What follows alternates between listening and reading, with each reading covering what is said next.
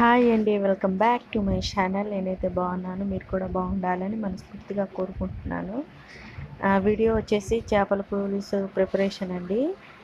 ఈ గ్రేవీ ఎలా తయారు చేశానంటే కొంచెం టొమాటో, పచ్చిమిర్చి, ఉల్లిగడ్డలు, ఇంకా కొత్తిమీర, పుదీనా, కరివేపాకు అన్నీ వేసేసి అందులో కొంచెం లవంగాలు, కొంచెం చెక్క తగినట్టు వేసేసి గ్రేవీ చేసేసానండి.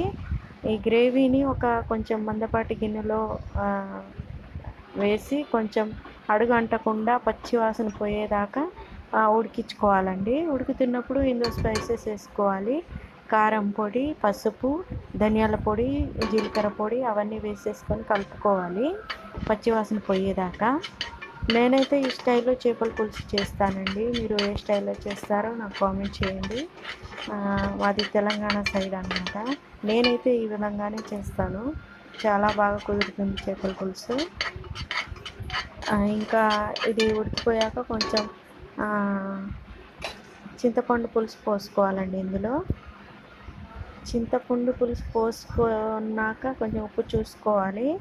అంటే కొంచెం తక్కువైతే వేసుకోవాలన్నమాట తగినట్టు.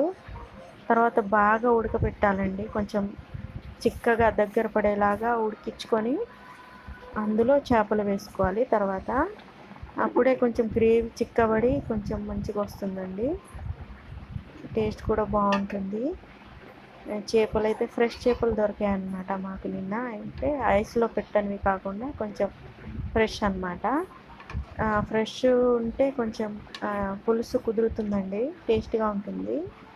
ఇంకా ఐస్లో పెట్టే చేపలు అయితే కొంచెం తక్కువ టేస్ట్ వస్తుందన్నమాట.